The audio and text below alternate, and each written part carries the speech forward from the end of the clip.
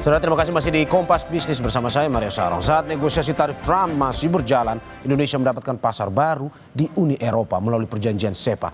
Lalu bagaimana kesiapan dunia usaha menghadapi tarif baru Trump dan pasar baru Indonesia? Sudah bergabung analis kebijakan ekonomi Asosiasi Pengusaha Indonesia atau APindo, Ajib Hamdani. Selamat pagi, Mas Ajib. Selamat pagi, Mas Mario. Terima kasih sudah bergabung di Dialog Kompas Bisnis pada pagi hari ini. Mas Ajib, bagaimana Anda melihat 32% tarif Trump? Dampaknya ke dunia usaha akan seperti apa, Mas?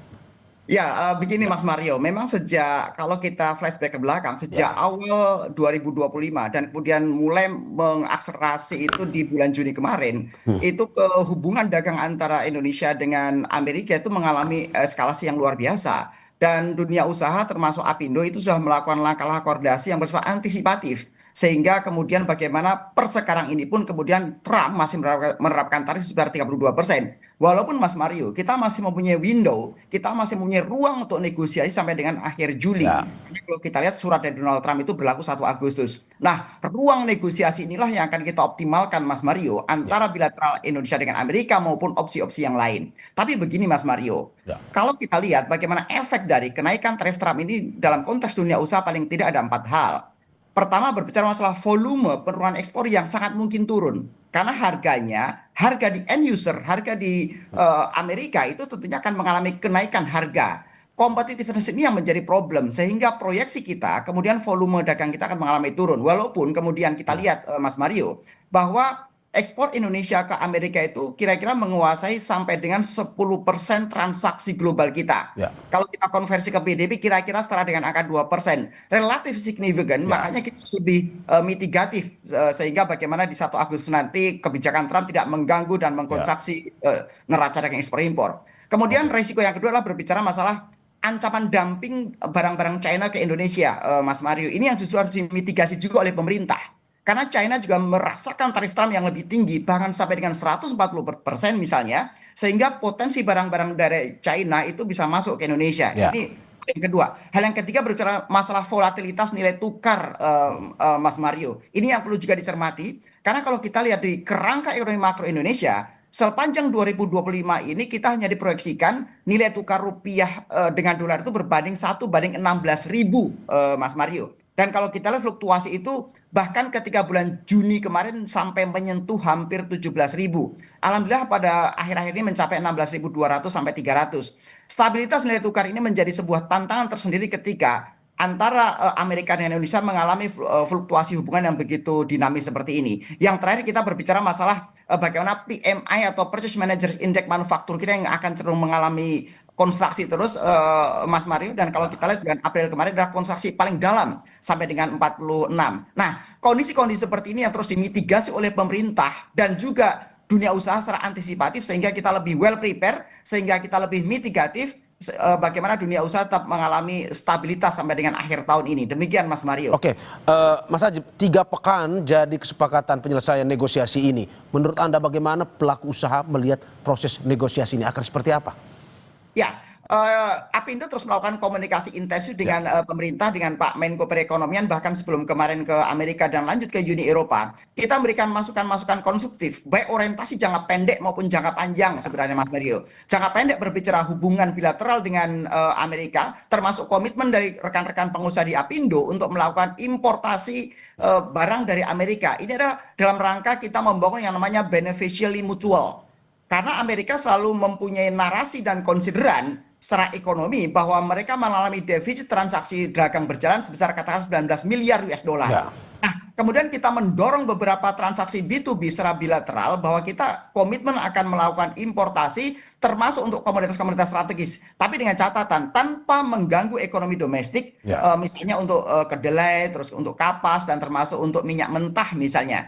Ini adalah bagian dari negosiasi jangka pendek. Sehingga bagaimana kemudian Trump bisa potensi untuk mengembalikan tarif kita ke sebelumnya. Nah, tapi kemudian Mas Mario, kita juga memberikan orientasi program jangka panjang kepada pemerintah agar kita lebih mempunyai competitiveness yang baik. Misalnya termasuk kita mendorong diversifikasi ekspor, termasuk bagaimana komitmen SEPA ini kan sebenarnya ini adalah langkah panjang yang sudah didorong oleh dunia usaha juga sebenarnya. Ya. Bagaimana ratifikasi terkini juga sudah menunjukkan progres yang sangat positif, Mas Mario. Demikian, Oke. termasuk terakhir kita juga Ya. mendorong streamlining Ya. regulatori. Jadi bagaimana regulator-regulator di Indonesia juga didorong untuk diregulasi Ya. sehingga kita lebih mendorong namanya low cost ekonomi dan ujungnya adalah barang dan jasa kita lebih mempunyai competitiveness yang baik dalam pasar global. Demikian Mas Mario. Oke, kita ambil dua skenario. Misalkan pada akhirnya negosiasi berjalan lancar, 32% turun. Atau misalkan skenario kedua, tetap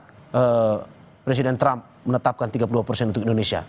Nah, bagaimana dampak tarif Trump untuk dunia usaha dan tenaga kerja untuk masing-masing skenario tersebut?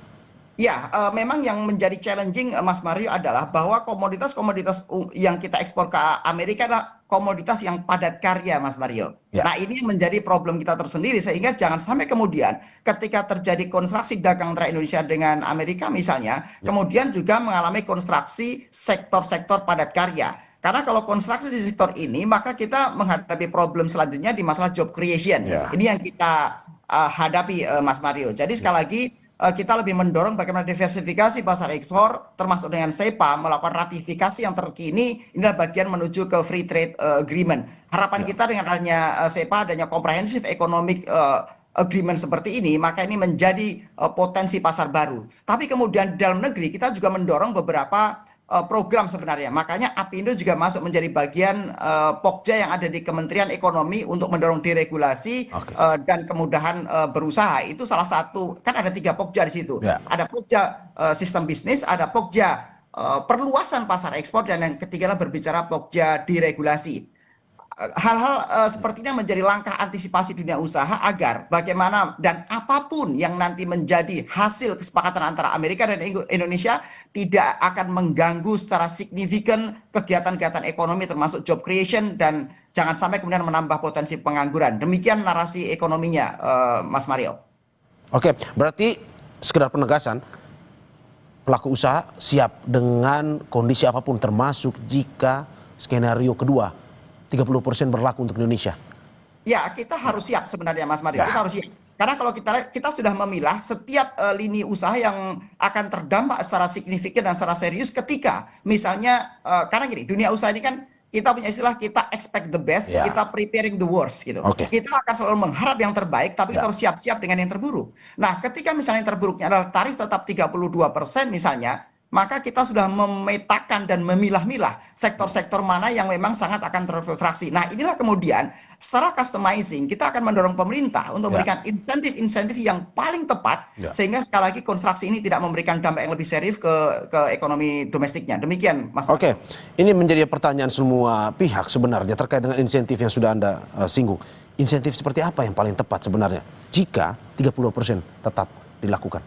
Ya, kita mendorong insentif yang bersifat komprehensif, mulai dari fiskal, moneter, termasuk insentif-insentif regulasi. Sebagai contoh, Mas Mario, kenapa kalau berbicara patron manufaktur, patron industri kita ada di China misalnya. Kenapa China itu mereka punya daya saing luar biasa? Kita petakan ada 4 hal. Satu, karena mereka energi sangat murah.